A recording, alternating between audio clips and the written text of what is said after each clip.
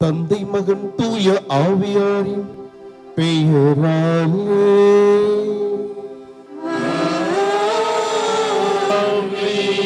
நம் ஆண்டவராகிய இயேசு கிறிஸ்துவின் அருள், கடவுளின் அன்பும், தூய ஆவியாரின் தோழமையும் நட்புறவும் உங்கள் அனைவரோடும் இருப்பதாக.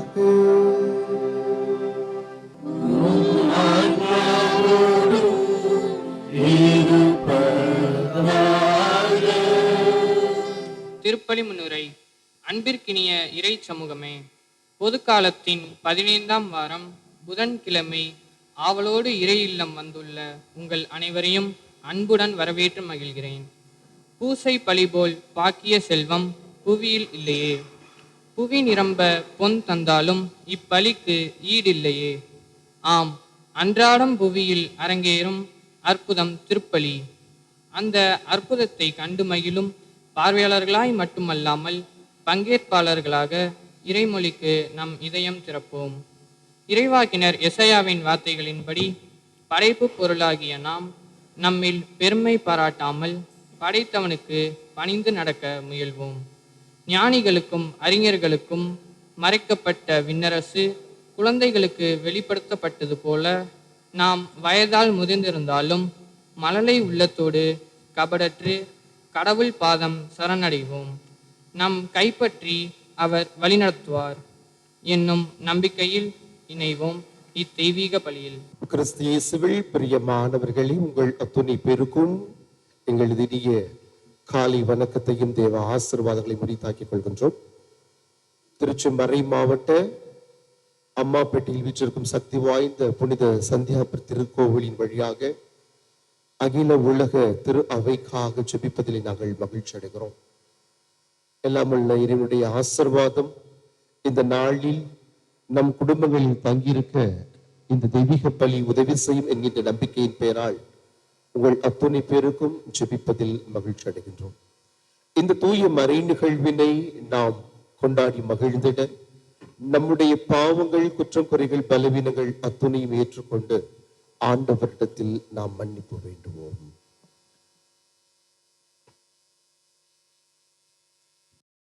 எல்லாம் வல்ல இறைவனிடமும் சகோதர சகோதரிகளிடமும் நான் பாவி என்று ஏற்றுக்கொள்கிறேன். ஏனெனில் என் சிந்தனையாலும் சொல்லாலும் செயலாலும் கடமையை தவறியதாலும் பாவங்கள் பல செய்தேன். என் பாவமே, என் பாவமே, என் பெரும் பாவமே. ஆகையால் இப்பொழுதும் கன்னியான புனித மரியாதையும் வானதூதர் புனிதர் அனைவரையும் சகோதர சகோதரிகளை உங்களையும் நம் இறைவனாகிய ஆண்டவரிடம் எனக்காக வேண்டிக் கொள்ள மன்றாடுகிறேன்.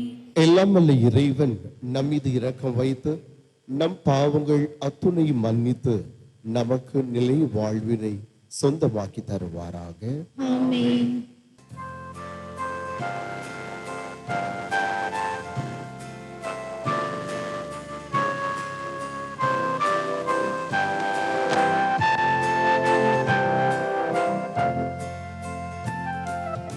ஆண்டவரே இரக்கமாயிரும். ஆண்டவரே இரக்கமாயிரும். கிறிஸ்துவே இரக்கமாயிரும். கிறிஸ்துவே இரக்கமாயிரும். ஆண்டவரே இரக்கமாயிரும். ஆண்டவரே இரக்கமாயிரும். மன்றாடுவோமாக. விரைவா தவறி நடப்போ நன்னெறிக்கு திரும்பி வர அவர்களுக்கு உமது உண்மையின் ஒளியை காட்டுதும். கிறிஸ்தவ நம்பிக்கையை கடைபிடிப்போர் அனைவர் தமது பெயருக்கு பொருந்தாதவற்றை விளக்கவும் ஏற்றவற்றை செயல்படுத்தவும் செய்தருள்வீராக. உம்மோடு தூய ஆவியாரின் ஒன்றுப்பில் ஒரு இறைவனாய் என்றென்றும் வாழ்ந்து ஆட்சி செய்கின்ற எங்கள் ஆண்டவரும் எமது இறைமகனுமாகிய இயேசு கிறிஸ்து வழியாக உம்மை மன்றாடுகின்றோம்.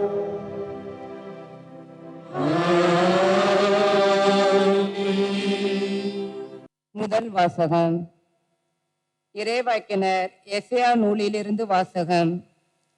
ஆண்டவர் கூறியது, அசிரிய நாடு சினத்தில் நான் பயன்படுத்தும் கோல் அது, தண்டனை வழங்க நான் ஏந்தும் தடி அது. இறை பற்றில்லாத நாட்டினருக்கு அந்நாட்டை நான் அனுப்புகிறேன். எனக்கு சினமூட்டின மக்களை நொறுக்க அதற்கு ஆணை கொடுக்கிறேன். அம்மக்களை கொள்ளையிடவும் அவர்கள் பொருட்களை சூறையாடவும் தெருவில் கிடக்கும் சேற்றை போல அவர்களை மிதித்து போடவும் அதற்கு கட்டளை தருகிறேன். அசிரிய அரசன் நினைப்பதோ வேறு, அவனது உள்ளத்தில் எழும் திட்டங்கள் வேறு.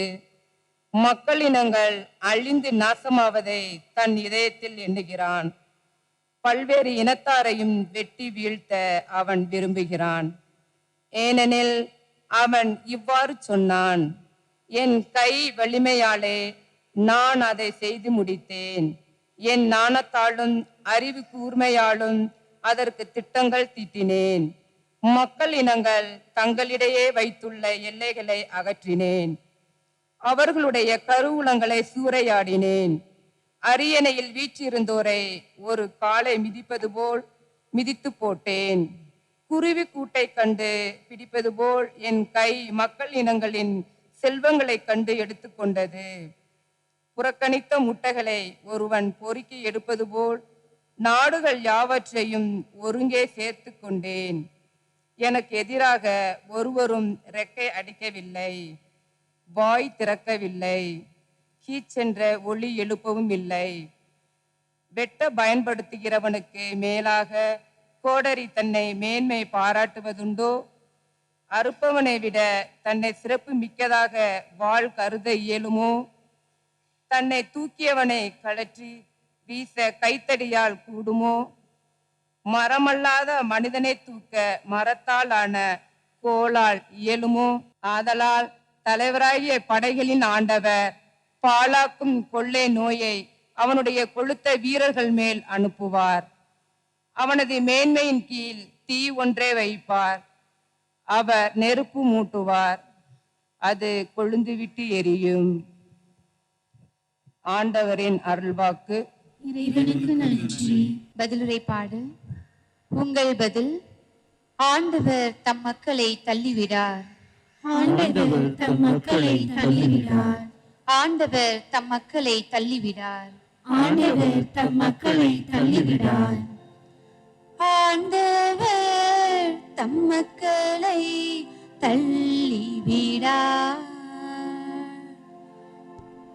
ஆண்டவர் தம் மக்களை தள்ளிவிடார். ஆண்டவர் தம் மக்களை தள்ளிவிடார். ஆண்டவர் தம் மக்களை தள்ளிவிடார். ஆண்டவரே, அவர்கள் மக்களை நசுக்குகின்றனர்.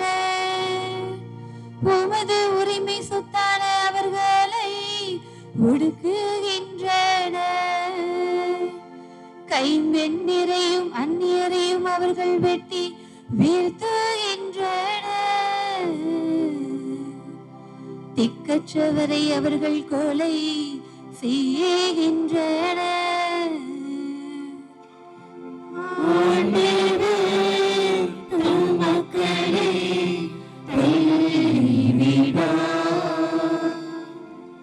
ஆண்டவர் இதை கண்டுகொள்வதில்லை. யாக்கோபின் கடவுள் கவனிப்பதில்லை என்கின்றனர். மக்களிடையே அறிவிலிகளாய் இருப்போரை உணருங்கள். மதிக்கேடரே, எப்பொழுது நீங்கள் அறிவு பெறுவீர்கள்?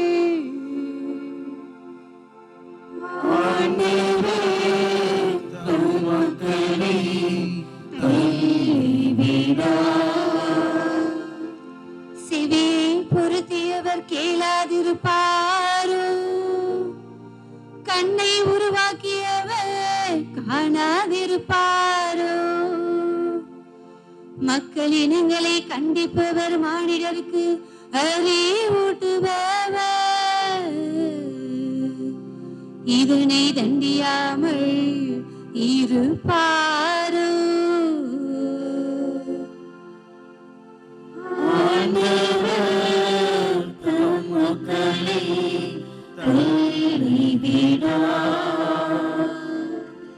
ஆண்டவர் தம் மக்களை தள்ளிவிடார். தம் உரிமை சொத்தாம் அவர்களை கைவிடார். தீர்ப்பு வழங்கும் முறையில் மீண்டும் நீதி நிலவும். நேரிய மனத்தினர் அதன் வழி நடந்திடுவர். ஆண்டவர் தம் மக்களை தள்ளிவிடார். ஆண்டவர் தம் மக்களை தள்ளிவிடார்.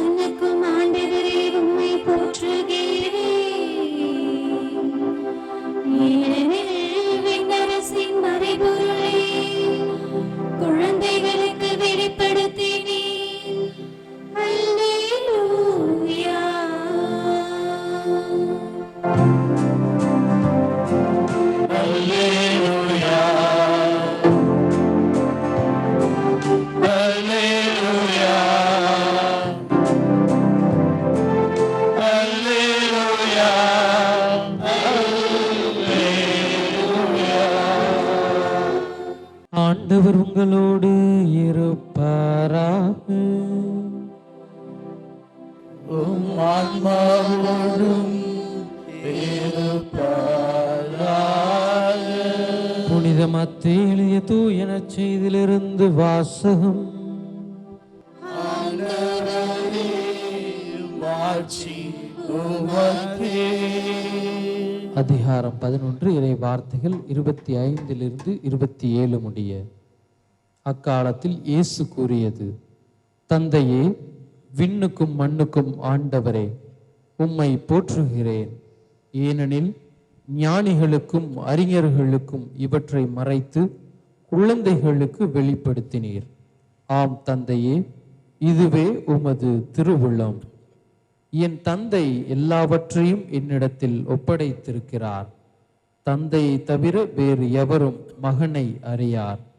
மகனும் அவர் யாருக்கு வெளிப்படுத்த வேண்டும் என்று விரும்புகிறாரோ அவருமன்றி வேறு எவரும் தந்தையை அறியார் என்று கூறினார். ஆண்டவரின் அருள்வாக்கு. கிறிஸ்துவே, உமக்கு புகழ். இறைவனேசுவில் அன்புக்குரியவர்களே, அனுதினமும் ஆயிரக்கணக்கான மக்கள் அண்ணாந்து பார்க்கின்ற வகையில் ஆயிரக்கணக்கான அறப்பணிகளையும் ஆன்மீக பணிகளையும் எந்தவித தொய்வுமின்றி இந்த திருச்சி மறைமாவட்டத்தில் இருக்கின்ற அம்மாப்பேட்டை என்ற கிராமத்தில் சக்தி மிகுந்த புனித சந்தியாகப்பரின் பரிந்துரையில் ஒவ்வொரு நாளும் வாழ்வை நகர்த்தி கொண்டிருக்கின்ற இப்பங்கில் நாம் முன்னெடுத்து கொண்டிருக்கின்றோம். இந்த பங்கில் இருக்கின்ற அத்துணை இறை மக்களோடும் இணைந்து இன்றைய நாள் இறை வார்த்தையின் அடிப்படையில் சிந்திப்பதில் மகிழ்ச்சி அடைகின்றேன். சிறுவர் தொடங்கி முதியவர் வரை நிறைந்திருக்கின்ற இந்த ஆலயத்தில் ஆண்டவரின் வார்த்தைகள் இன்னும் அதிகமாக சிறு குழந்தைகளை குறித்து சிந்திக்கவும், சிறு குழந்தைகளிடமிருந்து நமது வாழ்வுக்கான பாடங்களை கற்றுக்கொள்ளவும், சிறு குழந்தைகளுக்கு நல்லதொரு முன்மாதிரிகளாக நாம் இருக்க வேண்டும் என்பதையும் நமக்கு தெளிவுபடுத்துகிறது. ஆண்டவரின் வார்த்தைகளை கூர்ந்து நோக்குகின்ற போது ஞானிகளுக்கும் அறிஞர்களுக்கும் மறைத்து சிறுவர்களுக்கு நீர் இவற்றை வெளிப்படுத்தினீர் என்று இயேசு குழந்தையை குறித்து சொன்ன செய்திகளை நாம் வாசிக்க கேட்டோம். சிறு குழந்தையும் தெய்வமும் குணத்தால் ஒன்று என்பார்கள். கடவுளை குறித்து விவிலியத்தின் பின்னணியோடு திருப்பி பார்க்கின்ற போது கடவுள் மனிதர்களை அதிகம் அன்பு செய்தார். படைப்பின் தொடக்கத்திலேயே மனிதனை படைப்பதற்கு முன்னதாக மனிதனுக்கு தேவையான அனைத்தையும் படைத்துவிட்டு இறுதியில் மனிதனை படைத்தார் என நாம் விவிலியத்தில் வாசிக்கின்றோம். படைத்த மனிதன் தனக்கு கீழ்ப்படிதல் உள்ளவனாக இருக்க வேண்டுமென இறைவன் விரும்பினார். ஆனால் இறைவனின் விருப்பத்திற்கு மாறாக தன் மனம் போன போக்கில் மனிதன் தன் வாழ்வை அமைத்துக் கொண்டான். கடவுளின் கட்டளைகளை அவன் கடைபிடிக்க தவறிய போதும் சரி, கடவுளை விட்டு அவன் தள்ளி போன போதும் சரி, கடவுள் அவனை மீண்டும் மீண்டுமாக தேடிச் செல்பவராகவே இருந்தார். தவறுகிற போதெல்லாம் தவறு என்பதை சுட்டி காட்டினார். அத்தவறை சரி செய்து கொண்டு கடவுளுக்கு உகந்தவராக வளர வேண்டும், வாழ வேண்டும் என்பதை வலியுறுத்தி கொண்டே இருந்தார். இறை வாக்கினர்கள் வழியாகவும் வானதூதர்கள் வழியாகவும் மிகப்பெரிய அரும் அடையாளங்கள் வழியாகவும் கடவுள் மனிதனின் வாழ்வை நெறிப்படுத்துபவராகவே இருந்தார். இந்த கடவுள் குழந்தைகளை குறித்து இன்று சிந்திக்க சொல்லுகிறார். எப்படி மனித மனம் பல தவறுகளை இழைத்தாலும் மன்னித்து அவர்களை ஏற்றுக்கொள்ளுகின்ற ஒரு இயல்பை நாம் கடவுளிடத்தில் கண்டுகொள்ளுகிறோமோ, அதுபோல குழந்தைகளிடத்திலும் அந்த இயல்பு என்பது இருப்பதை நாம் உணர்ந்து கொள்ள அழைக்கப்படுகிறோம். எத்தனை விதமான சண்டை சச்சரவுகள் வந்தாலும் சில மணி பொழுதுகளில் அதை மறந்துவிட்டு மீண்டுமாக இணைந்து போகின்ற ஒரு போக்கு குழந்தைகளிடத்தில் இருப்பதை நாம் காணலாம். இங்கிருக்கின்ற முதியவர்களும் சரி, திருமணம் முடித்தவர்களும் சரி, குழந்தை என்ற நிலையிலிருந்தே இன்று இந்த நிலையில் நாம் இருந்து கொண்டிருக்கின்றோம். நாம் குழந்தைகளாக இருந்தபோது இத்தகைய நற்பண்புகளை மிகுந்தவர்களாகத்தான் நமது வாழ்வை நாம் அமைத்திருக்கிறோம். காலம் செல்ல செல்ல வயது முதிர்ச்சியின் காரணமாக சண்டை ஏற்பட்டால் நீண்ட நாட்கள் அச்சண்டையோடு தொடர்வதுதான் நமது வளர்ச்சியின் அடையாளம் என்ற மனநிலையோடு நகருகின்ற ஒரு வாழ்வாக நமது வாழ்வு தொடர்ந்து கொண்டிருக்கிறது.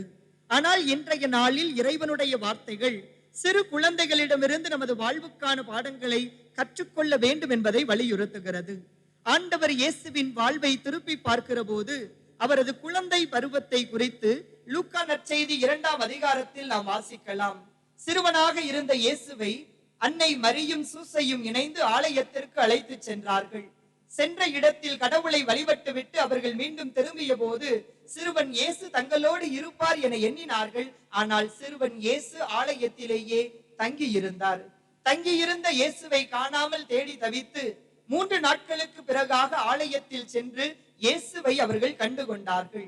கண்டுகொண்ட இயேசுவை அழைத்து கொண்டு தங்கள் இல்லம் திரும்புகிற போது இயேசுவை குறித்து விவிலியத்தில் சொல்லப்பட்ட வார்த்தை, அவர் தன் பெற்றோரோடு சென்று அவர்களுக்கு பணிந்து இருந்தார். அவருடைய தாயாரும் அத்துணை நிகழ்வுகளையும் உள்ளத்தில் இருத்தி சிந்திப்பவராக இருந்தார் என்றும், இயேசு அறிவிலும் ஞானத்திலும் வளர்ந்து கடவுளுக்கு ஏற்புடையவராக இருந்தார் என்றும் இயேசுவின் குழந்தை பருவத்தை குறித்து விவிலியம் நமக்கு சான்று பகருகிறது. இன்று பல பெற்றோர்களின் மிகப்பெரிய கவலை, நம் பிள்ளைகள் நாம் சொல்வதை கேட்க வேண்டும், நம் பிள்ளைகள் பெரியோரை மதிக்கின்ற பிள்ளைகளாக இருக்க வேண்டும், நம் பிள்ளைகள் ஒவ்வொரு நாளும் கடவுளுக்குரிய பாதையில் நடக்க வேண்டும், கடவுளுக்கு ஏற்புடைய வகையில் நமது குழந்தைகள் வளர வேண்டும் என்ற எண்ணம் நம்மில் பலரிடத்தில் இருக்கிறது. ஆனால் பல நேரங்களில் நமது எண்ணத்திற்கு முரண்பாடாகத்தான் குழந்தைகளின் வாழ்வு இருப்பதாக நாம் எண்ணலாம். குழந்தைகளின் வாழ்வு நெறிப்படுவது நமது கைகளில் இருக்கிறது என்பதை இன்றைய இறை வார்த்தை வழியாக இன்னும் ஆழமாக நாம் உணர்ந்து கொள்ள அழைக்கப்படுகிறோம். கண்ணதாசன் குறிப்பிடுவார், எந்த குழந்தையும் நல்ல குழந்தைதான் மண்ணில் பிறக்கையிலே, அது நல்லவராவதும் தீயவராவதும் அன்னையின் வளர்ப்பினிலே என்று சொல்லுவார். பெற்றவர்களின் வளர்ப்பில் தான் ஒரு குழந்தை வளருகிறது. உளவியல் சொல்லுகிறது, ஒரு குழந்தை ஒரு குடும்பத்தில் இருந்து 60% கல்வியை கற்றுக்கொள்ளுகிறது. வெறும் 40% கல்வி மட்டும்தான் வெளி உலகத்தில் இருந்து கிடைக்கிறது. பல நேரங்களில் கிராமங்களுக்கு செல்லுகிற போது இயல்பாக பெற்றோர்கள் சொல்லுகிற வார்த்தை, எங்கள் குழந்தை ஆலயத்திற்கு செல்ல மாட்டேன்றான், எப்ப பார்த்தாலும் மொபைல் எடுத்துக்கிட்டே இருக்கிறான், டிவிக்கு முன்னாடியே உட்கார்ந்து இருக்கிறான் என்று சொல்லுவது வழக்கம். பல நேரங்களில் நம்மை பார்த்து வளருகிற குழந்தைகளுக்கு நாம் முன்மாதிரிகளாக இருக்க தவறுவதன் விளைவு குழந்தைகளின் வாழ்வும் நெறி தவறுகிறது என்பதன் அடையாளம் என்பதை உணர்ந்து கொள்ள வேண்டும். ஒவ்வொரு நாளும் ஆண்டவரின் முன்னிலையில் நேரம் செலவிடுகிற பெற்றோரை காணுகிற குழந்தைகள் தங்கள் வாழ்வை நெறிப்படுத்துகிறார்கள். எத்துணை பணிகள் இருந்தாலும் அத்துணை பணிகளுக்கு மத்தியிலும் ஆண்டவரை தேடி வருகின்ற பெற்றோரை காணுகிற குழந்தைகள் தங்கள் வாழ்விலும் எத்தனை பணிகள் இருந்தாலும் அத்துணை பணிகளுக்கு மத்தியிலும் ஆண்டவரை தேடி செல்லுகின்ற குழந்தைகளாக தங்கள் வாழ்வை நெறிப்படுத்துகிறார்கள். குழந்தைகளுக்கான நல்லதொரு முன் மாதிரிகளாக இருக்க வேண்டிய பொறுப்பும் கடமையும் நம் ஒவ்வொருவருக்கும் இருக்கிறது. இது வெறும் வார்த்தை அல்ல. திருமண வாக்குறுதிகளை கொடுப்பதற்காக ஆலயத்தின் முன்னிலையில் நாம் நிற்கின்ற போது கடவுளுக்கு முன்னிலையில் அருள் பணியாளர்களை சாட்சியாக வைத்து உறவுகளுக்கு முன்னிலையில் நாம் திருமண வாக்குறுதிகளை கொடுத்து வாழ்வை துவங்கி இருப்போம். அப்படி வாழ்வை துவங்குகிற நேரத்தில் ஒவ்வொரு மணமக்களிடமும் கேட்கப்படுகின்ற கேள்வி, கடவுள் கொடுக்கின்ற குழந்தைகளை கடவுளுக்குரிய நெறியில் வளர்ப்பீர்களா என்ற கேள்வியை அருள் பணியாளர் எழுப்புவார். அப்போது மணமக்களாக இருக்கின்ற இருவரும் இணைந்து வளர்ப்போம் என்ற வாக்குறுதி கொடுப்பார்கள். இந்த அகிலத்திற்கு ஒரு குழந்தை வருவதற்கு முன்னதாகவே அக்குழந்தையை நாங்கள் கடவுளுக்குரிய நெறியின்படி வளர்ப்போம் என்ற வாக்குறுதிகளை உதிர்ப்பவர்கள் நாம். நாம் உதிர்க்கின்ற வார்த்தைகள் வெறும் வார்த்தைகளாக இருப்பது ஏற்புடையது அல்ல. நாம் உதிர்க்கின்ற வார்த்தைகள் நமது வாழ்வாக மாற வேண்டும். ஆண்டவர் இயேசுவில் அன்புக்குரியவர்களே, நம் குழந்தைகளை குறித்து சிந்திக்கின்ற இன்றைய நாளில் விவிலியத்தில் ஒரு குழந்தையை குறித்து நான் உங்களோடு பகிர்ந்து கொள்ளலாம் என எண்ணுகிறேன். 2 அரசர்கள் நூலில் 5ஆம் அதிகாரத்தில் நாம் வாசிக்கலாம். நாமான் என்ற ஒரு மனிதன் இருந்தான். சிரியா என்ற நாட்டின் படை தளபதியான அந்த நாமான் என்ற மனிதன் இஸ்ரேல் நாட்டின் மீது போர் தொடுக்கின்றான். அந்த போரில் இருந்து அவன் வெற்றி பெற்று வருகின்ற போது அந்த நாட்டில் இருந்த ஒரு சிறுமியை அங்கிருந்து அழைத்து வந்து தன்னுடைய மனைவிக்கு பணிப்பெண்ணாக கொடுக்கின்றான். அந்த பணிப்பெண்ணாக இருந்த அந்த சிறுமி அந்த வீட்டில் பலவிதமான பணிகளை முன்னெடுத்து கொண்டிருக்கின்றாள். காலங்கள் உருண்டோடுகிறது. இந்த நாமான் என்ற மனிதன் தொழுநோய் கொண்டவனாக மாறி போகின்றான். தொழுநோய்க்கு மருந்துகள் இல்லாத அந்த சூழ்நிலையில் இந்த தொழுநோயால் அவன் வருந்துகின்ற போது இந்த சிறுமி அந்த நாமானிடம் சென்று சொல்லுகிறாள், என்னுடைய நாட்டில், நான் வளர்ந்த இஸ்ரேல் நாட்டில் இறைவாக்கினர் ஒருவர் உண்டு, அவரிடத்தில் சென்றால் நீங்கள் நலம் பெறுவீர்கள் என்ற வார்த்தைகளை அவள் கொடுக்கின்றாள். ஒரு சிறுமி தன்னை அடிமையாக கொண்டு வந்திருக்கின்றான் என்ற நிலையிலிருந்து தன்னை இந்நிலைக்கு உள்ளாக்கியவரின் மீது அன்பு கொண்டவளாக, இரக்கம் கொண்டவளாக, அவனுடைய உடல் நலன் மீது அக்கறை கொண்டவளாக அவன் நலம் பெறுவதற்கான வழியை காட்டுகிறாள். ஒரு சிறுமியின் வார்த்தைகளை உதாசீனப்படுத்திவிட்டு அந்த மனிதன் இருந்து விடவில்லை. அந்த சிறுமியின் வார்த்தைகளுக்கு செவி கொடுத்தவனாய் தன்னுடைய நாட்டு அரசனிடத்தில் சென்று, இஸ்ரேல் நாட்டில் சென்று நான் நலம் பெற்று வர வேண்டும், அதற்கு உத்தரவு தாருங்கள் என கேட்கின்ற போது அந்த நாட்டு அரசனும் ஒரு ஆணையை எழுதி கொடுக்கின்றான். அந்த ஆணையோடு இஸ்ரேல் நாட்டிற்கு இந்த நாமான் பயணம் செய்கிறான். இஸ்ரேல் நாட்டு அரசனிடத்தில் சென்று அந்த ஆணையை கொடுக்கிறான். அந்த ஆணையை இஸ்ரேல் நாட்டு அரசன் வாங்கி படிக்கின்றான். இவனுடைய தொழுநோயை குணப்படுத்துங்கள் என்று அதில் எழுதப்பட்டிருக்கிறது. இந்த வார்த்தைகளை வாசித்த உடனே இஸ்ரேல் நாட்டு அரசன் கோபம் கொள்ளுகிறான். எவராலும் தீர்வு கொடுக்க முடியாத இந்த நோயை நான் குணப்படுத்த வேண்டும் என்று எனக்கு ஒரு ஓலையை கொடுத்திருக்கின்றார். அந்த நாட்டு அரசன் என் மீது போர் தொடுப்பதற்கு வழி தேடி கொண்டிருக்கிறான் என்பதாகவே இதை பார்க்கிறேன் என்று சொல்லி தன்னுடைய ஆடைகளை கிழித்துக் கொண்டு கத்துகிறான். அவருடைய கூக்குரல் ஆனது, அவரது கர்ஜனை ஆனது நாட்டில் இருக்கின்ற எல்லோர் செவிக்கும் எட்டுகிறது. அப்போது அந்த நாட்டில், இஸ்ரேல் நாட்டில் இருந்த எலிசா என்ற இறைவாக்கினர், எதற்காக அஞ்சுகிறீர்கள், எதற்காக கர்ஜிக்கிறீர்கள், அந்த மனிதனை என்னிடத்தில் அனுப்பி வையுங்கள் என்கிறார். அவரின் வார்த்தைகளுக்கு அடிப்படையில் இந்த நாமானை அரசன் அவருடைய இல்லத்திற்கு அனுப்புகிறான். அந்த நாமானானவர் நலம் பெறுவதற்காக பலவிதமான பொன்னையும் பொருளையும் சுமந்து கொண்டு எலிசா என்ற இறைவாக்கினரின் வீட்டு வாயில் அருகே வந்து நிற்கின்றான். வீட்டிலிருந்து எலிசா வெளிவரவில்லை. உள்ளிருந்த வண்ணமாகவே ஒரு நபரை அனுப்பி வெளியே நிற்கின்ற அந்த நாமான் என்ற மனிதனை யோர்தா நாட்டில் சென்று 7 முறை முங்கி எழச் சொல்லும், அவனது நோய் நலமாகும் என்று சொல்லுகிறார். இந்த நாமானுக்கு ஒரு கோபம் வருகிறது. ஒரு நாட்டின் படை தளபதியாக இருந்திருக்கிறேன், அரசின் ஆணைக்கு இணங்க அரசின் அதிகாரத்தோடு நான் வந்திருக்கின்றேன், என்னை சந்திக்கவில்லை இந்த மனிதன், எனக்காக கடவுளை நோக்கி கைகளை உயர்த்தி இந்த மனிதன் ஜெபிக்கவில்லை, உள்ளிருந்து கொண்டு என்னை சென்று ஒரு ஆற்றில் மூழ்கி எழ சொல்லுகின்றார். இதைவிட சிறப்பான நதிகள் என் நாட்டில் இருக்க எதற்காக என்னை இங்கு அனுப்பி இருக்கிறார் என்ற எண்ணம் அவன் உள்ளத்தில் மேலோங்குகிறது. இந்த எண்ணங்களோடு அவன் கோபத்தோடு நிற்கின்ற போது அங்கிருந்த ஒரு பணியாளன் அவனிடத்தில் பேசுகிறான். இதைவிட கடினமான ஒரு காரியத்தை உன்னிடம் சொல்லி இருந்தால் நீங்கள் செய்திருப்பீர்கள் அல்லவா, இது மிகவும் எளிதான காரியம்தானே, ஒரு ஆற்றில் 7 முறை முங்கி எழ வேண்டும், செய்துதான் பாருங்களேன் என்று சொல்ல, அந்த பணியாளரின் வார்த்தைக்கும் செவி கொடுத்து இந்த நாமான் என்ற மனிதன் யோர்தான் ஆற்றில் 7 முறை முங்கி எழுகிறார். 7ஆம் முறை அவர் மூழ்கி எழுகின்ற போது ஒரு சிறு குழந்தையின் உடலை போல அவரது உடல் மாறியது என விவிலியத்தில் நாம் வாசிக்கின்றோம்.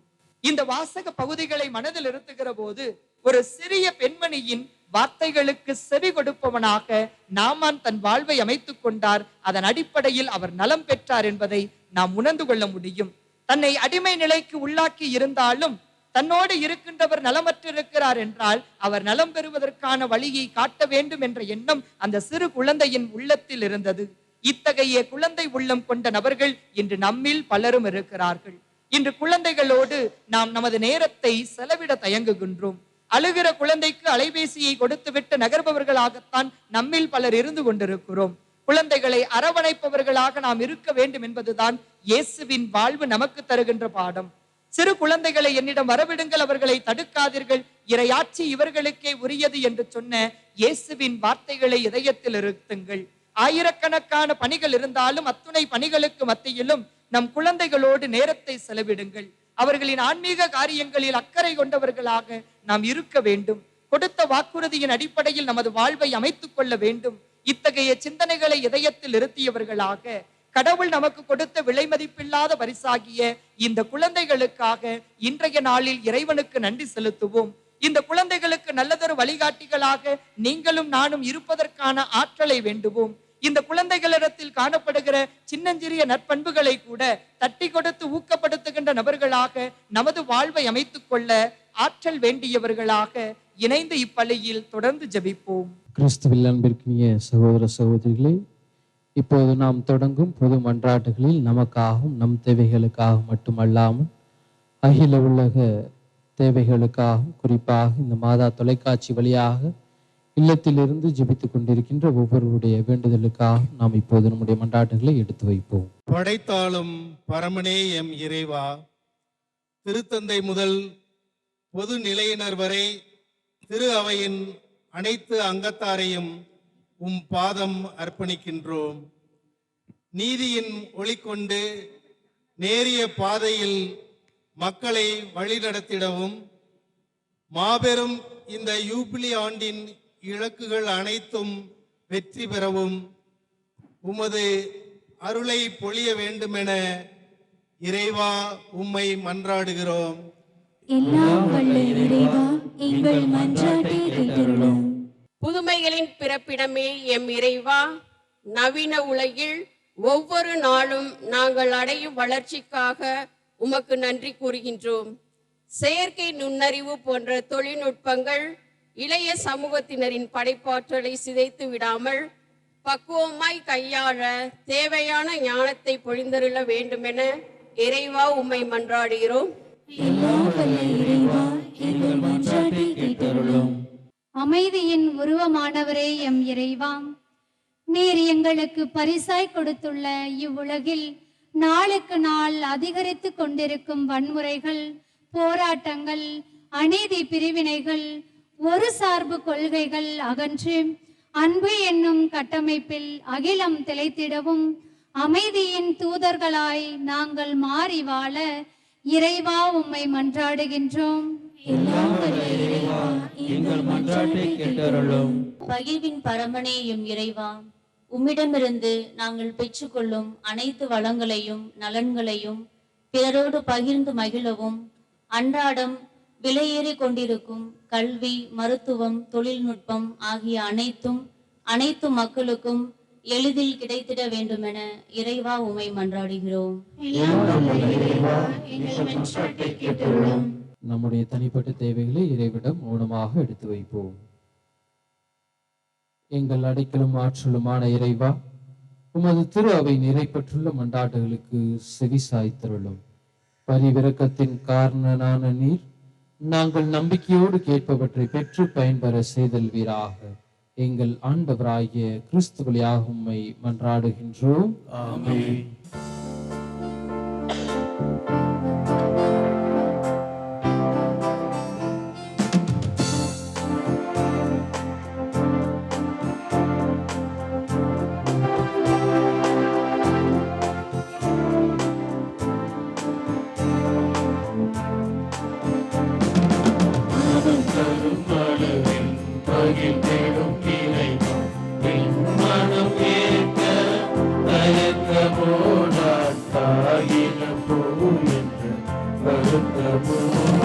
மனம் தரும் மலரில் மகிழ்ந்திடும் இறைவா, என் மனமேற்கு தயக்கமோ, நான் காகித பூவென்று வருத்தமோ.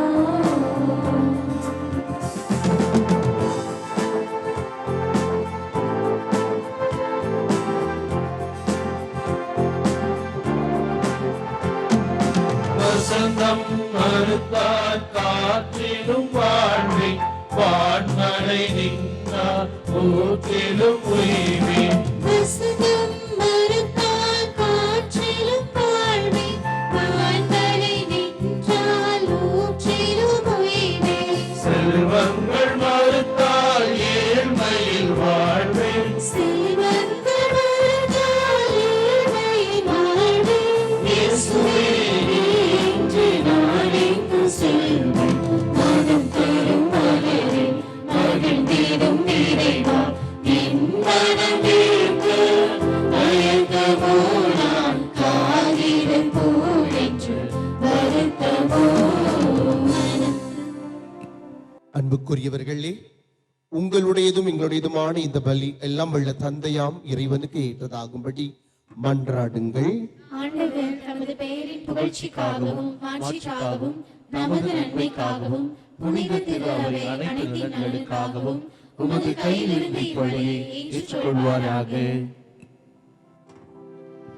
ஆண்டவரை உம்மை நோக்கி மன்றாடும் திருவையின் இக்காணிக்கைகளை கண்ணோக்கி அருளும். உம் நம்பிக்கையாளர் புனிதத்தில் வளர உதவுவனவாக இவற்றை மாற்றி அருள்வீராக. எங்கள் ஆண்டவராகிய இயேசு கிறிஸ்து வழியாக உம்மை மன்றாடுகின்றோம்.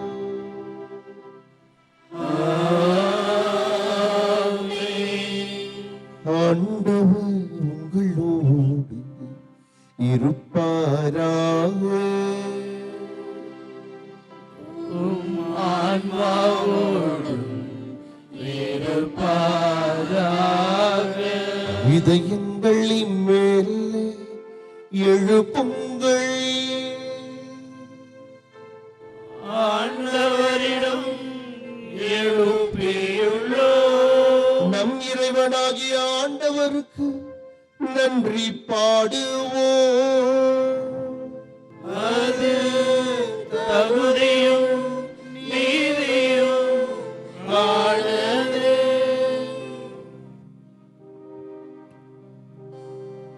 ஆண்டவரே, தூயவரான தந்தையே, என்றும் உள்ள எல்லாம் வல்ல இறைவா, எந்நாளும் எவ்விடத்திலும் நாங்கள் உமக்கு நன்றி செலுத்துவது மெய்யாகவே தகுதியும் நீதியும் ஆகும். எங்கள் கடமையும் மீட்புக்குரிய செயலும் ஆகும். ஏனெனில் பாவப்பழியால் வெகு தொலைவில் அகன்றிருந்த உம் பிள்ளைகளை உம் திருமகனின் இரத்தத்தாலும் தூய ஆவியாரின் வல்லமையாலும் உம்மோடு மீண்டும் ஒன்றிணைக்க திருவுள்ளம் இவ்வாறு மக்கள் ஒவ்வொரு கடவுளின் ஒன்றிப்பால் ஒருங்கிணைக்கப்பட்டு கிறிஸ்துவின் உடலும் தூய ஆவியாரின் கோவிலுமான திரு அவையாக திகழ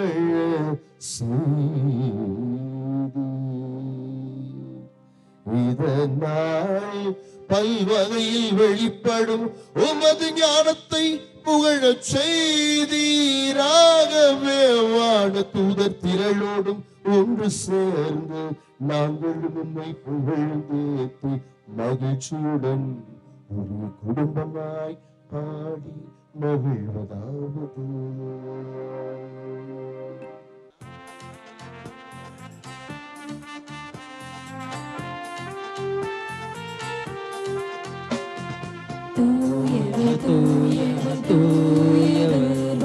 படைகளின் கடவுளமாண்டவர், விண்ணகமும் மண்ணகமும் உமது மாட்சியால் நிறைந்துள்ளன. உன்னதங்களிலே ஓசானா, உன்னதங்களிலே ஓசானா. ஆண்டவர் பெயரால் வருகிறவர் ஆசி பெற்றவர். உன்னதங்களிலே ஓசானா, உன்னதங்களிலே ஓசானா. ஆண்டவரே, நீர் மெய்யாகவே தூயவர், தூய்மை அனைத்துக்கும் ஊற்று. அவனுடைய ஆவியை பொழிந்து இக்காணிக்கைகளை தூய்மைப்படுத்த உம்மை தாழ்மையுடன் வேண்டுகின்றோம். இவ்வாறு எங்கள் ஆண்டவர் இயேசு கிறிஸ்துவின் உடலும் இரத்தமுமாக எங்களுக்கு இவை மாறுவனமாக. அவ பாடுபட உள்ளம் கனிந்து தம்மை கையளித்த போது அப்பத்தை எடுத்து நன்றி செலுத்தி அதை பிட்டு தம் சீடர்களுக்கு பகிர்ந்தளித்து அவர் கூறியதாவது: அனைவரும் இதிலிருந்து பெற்று உண்ணுங்கள்.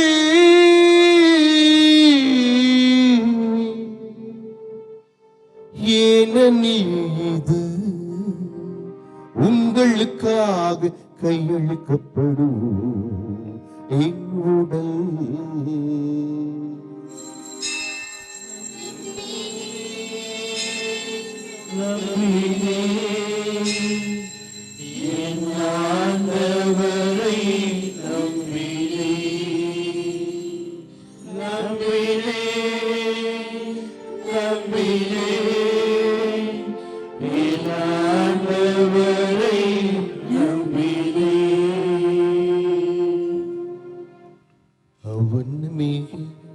இரவு விருந்தை அருந்துகையும் கிண்ணத்தையும் எடுத்து மீண்டும் உமக்கு நன்றி கூறி தம் சீடர்களுக்கு அளித்தவர் கூறியதாவது, அனைவரும் இதிலிருந்து பெற்று பருகுங்கள்.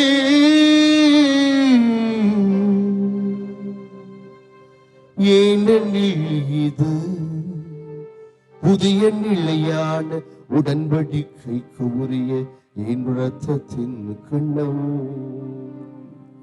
இது பாவ மன்னிப்புக்கென்று உங்களுக்காகவும் பலருக்காகவும் சிந்தப்படும். இதை என் நினைவாக செய்யுங்கள்.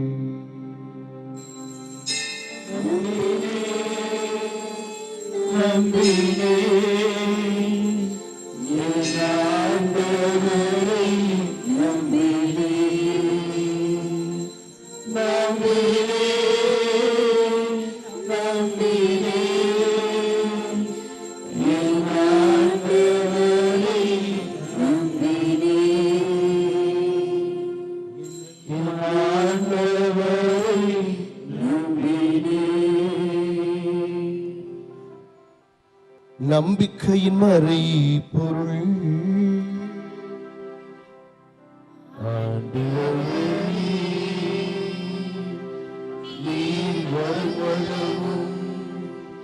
உமது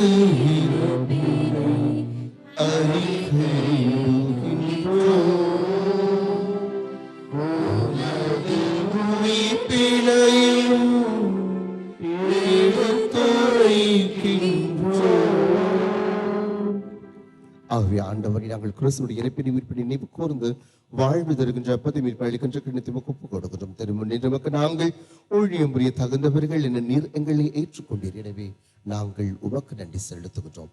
மேலும் கிறிஸ்துவின் உடலிலும் இரத்தத்திலும் பங்கு கொள்ளும் எங்களை தூய ஆவியார் எங்களிடம் இருக்கின்ற பிளவுகளை வேற்றுமைகளை வேறறுத்து ஒற்றுமையோடு வாழச் செய்திருள்ள உம்மை நாங்கள் இறைஞ்சி மன்றாடுகின்றோம். ஆண்டவரே, உலகெங்கும் பரவி இருக்கும் உமது திரு அவையை நினைவு கூர்ந்தருளும்.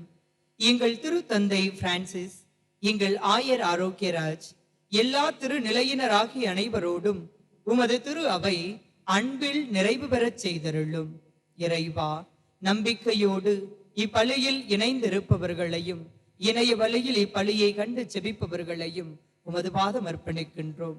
கடந்த நாள் முழுவதும் கரம் பிடித்து வழி நடத்தியது போல இந்த புதிய நாளிலும் ஒவ்வொருவரையும் கரம் பிடித்து வழி நடத்தியருளும். குழந்தைகளை ஆசிர்வதித்தருளும். குழந்தைகளுக்கான நல்ல முன்மாதிரிகளாக நாங்கள் இருக்க உம் ஆவியின் அபிஷேகத்தால் எங்களை நிரப்பிட வேண்டுமாய் உம்மை மன்றாடுகின்றோம். உயிர்த்தெழும் எதிர்நோக்குடன் தொழில் கொள்ளும் எங்கள் சகோதர சகோதரிகளையும் இறந்தோர் அனைவரையும் இரக்கத்துடன் நினைவு கூர்ந்து உமது திருமுக ஒளியினுள் ஏற்றருளும். எங்கள் அனைவர் மீதும் இரக்கமாயிரும். கடவுளின் கன்னித்தாயான புனித மரியா, அவருடைய கணவரான புனித யோசேப்பு, புனித திருத்தூதர்கள், இவ்வுலகில் உமக்கு உகந்தவராயிருந்தோராகிய புனிதர் அனைவருடனும் நாங்கள் நிலை வாழ்வில் பங்கு கொள்ளும் தகுதி பெற்று உம் திருமகன் இயேசு கிறிஸ்து வழியாக உம்மை புகழ்ந்தேத்தும் வரமருள உம்மை மன்றாடுகின்றோம்.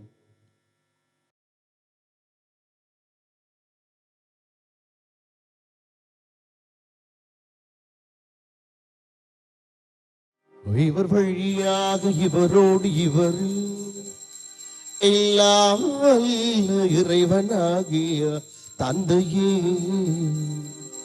தூய ஆவியாரின் ஒன்றிப்பு எல்லா புகழும் ஆட்சியும் என்றென்றும் உமக்கு உரியதே.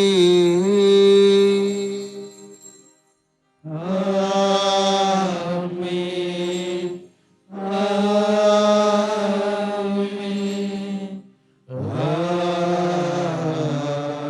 ஆமென்.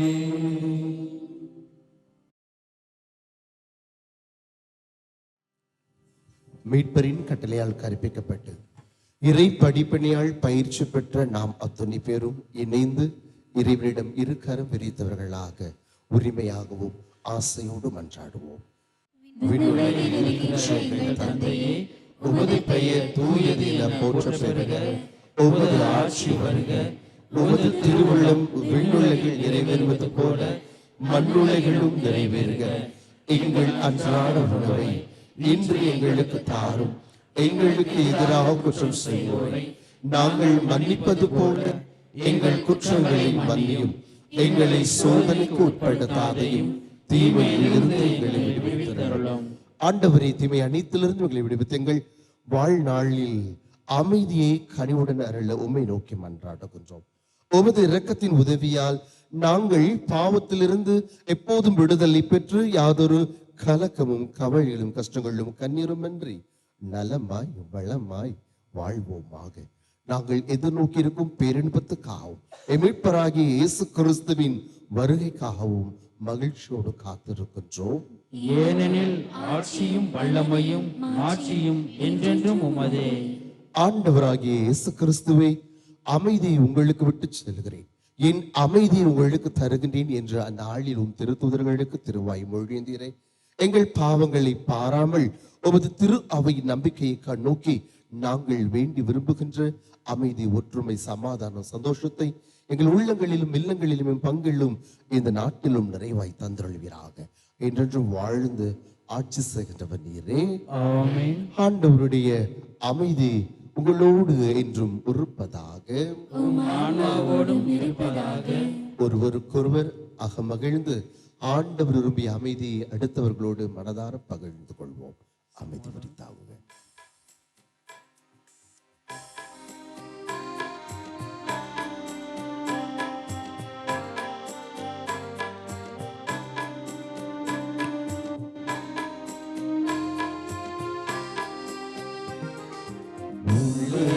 பாவம் போக்கும் இறைவனின் சம்மதியே,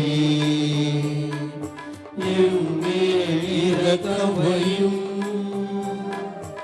உலகின் பாவம் போக்கும் இறைவனின் சம்மதியே,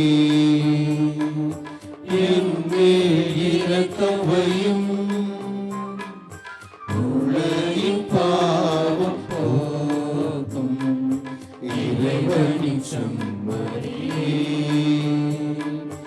எமக்கு அமைதி அருளும், எமக்கு அமைதி அருளும். ஆண்டவராகிய இயேசு கிறிஸ்துவே, இதோ நாங்கள் உட்கொள்ளும் உடலும் இரத்தமும் நீதி தீர்ப்புக்கும் தண்டனைக்கும் உள்ளாகுவது பரிவிரக்கத்தால் எங்கள் உள்ளத்தி உடலை காத்திடு வரும் மருந்தாகிட அருள் புரியும். நாங்கள் என்று உடைய கட்டளைகளில் கருத்தூட்டிக்க செய்தருளும். நாங்கள் ஒருபோதும் உம்மை விட்டு பிரிய விடாதேயும். இது இறைவனின் செம்மறி, இவரே உலகின் பாவங்களை எல்லாம் போக்குகின்றவர். இவருடைய விருந்துக்கு அழைக்கப்பெற்ற நாம் அத்துணை பேரும் பேறு பெற்றவர்கள். ஆண்டவரே, நீர் என் இல்லத்தில் எழுந்தருள நான் தகுதியற்றவன். ஆனால் ஒரு வார்த்தை மட்டும் சொல்லியருளும், எனது ஆன்மா நலமடையும். கிறிஸ்துவின் உடலும் இரத்தம் பாதுகாத்து நமக்கு நிலை வாழ்வினை வழங்குவராக. ஆசை திருவிருந்துக்கான மன்றாட்டு. ஆண்டவரே, நீர் என் இல்லத்தில் எழுந்தருள நான் தகுதியற்றவன். ஆனால் ஒரு வார்த்தை மட்டும் சொல்லியருளும் என்று நூற்றுவர் தலைவன் ஜெபித்தது போல நாங்களும் இப்போது உம் திருப்பாதம் பணிந்து வேண்டுகிறோம். இனிய இயேசுவே, நாங்கள் தகுதியற்றவர்களாய் இருந்தாலும் எங்கள் தகுதியின்மையை பாராமல் நீர் எங்கள் உள்ளங்களில் எழுந்து வாரும். உம் அன்பிலும் அருளிலும் நாங்கள் நிலைத்திருக்க எம்முள் எழுந்து வாரும். உம் பிள்ளைகளாக, உயிருள்ள உண்மை சாட்சிகளாக, உமது நற்செய்தின்படி வாழ்பவர்களாக எங்களை உருமாற்ற வாரும். தந்தையின் திருவுளப்படி வாழ்ந்திட எங்களுக்கு துணை புரிந்திட வாரும். நன்மை செய்வதில் ஆர்வமுள்ளவர்களாய் தீமைகள் அனைத்திலிருந்தும் விடுதலை பெற்றவர்களாய் வாழவும் எங்களை வழிநடத்த வாரும். எல்லா நலன்களும் வளங்களும் எங்களை நிரப்ப வாரும். ஆமேன். நன்றி கூறி மன்றாடுவோம்.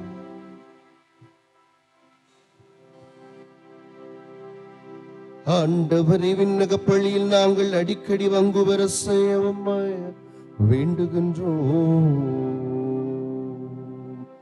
இவ்வாறு இந்த உலக நலன்களின் உதவியால் மறு உலக நலன்களை நாட கற்றுக்கொள்வோமாக.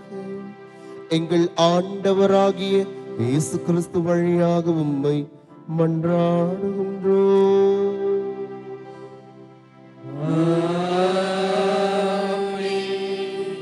ஆண்டவர் உங்களோடு இருப்பாராக.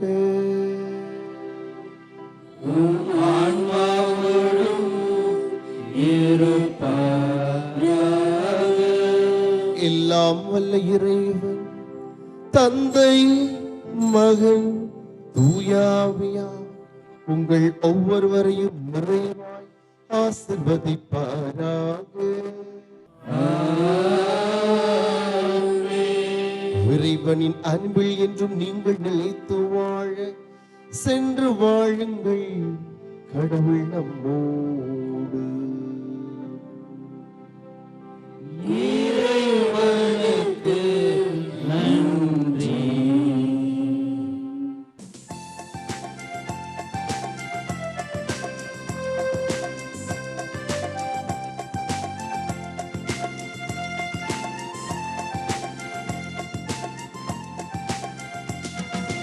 வளனாரே வளனாரே வாழி வந்தோம் யாம் ஒன்றாக கூடி உந்தன் புகழ் பாடி உந்தன் புகழ் பாடி. வளனாரே வளனாரே வாழி வந்தோம் யாம் ஒன்றாக கூடி உந்தன் புகழ் பாடி உந்தன் புகழ் பாடி.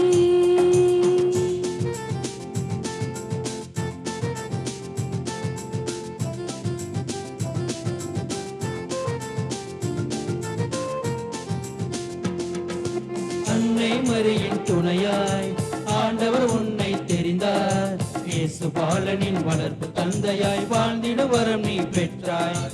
உயர்ந்து நின்றாய், உந்தன் சிறந்து நின்றாய். அன்னை மரியின் துணையாய் ஆண்டவர் உன்னை தெரிந்தார். இயேசு பாலனின் வளர்ப்பு தந்தையாய் வாழ்ந்திட வரம் நீ பெற்றாய். மண்ணில் உயர்ந்து நின்றாய், விண்ணில் சிறந்து நின்றாய். வளனாரே வளனாரே வாழி வந்தோம் யாம் ஒன்றாக கூடி உந்தன் புகழ் பாடி உந்தன் புகழ் பாடி. புகழுக்குரிய தூய்மை இறை நற்கருணைக்கு எல்லா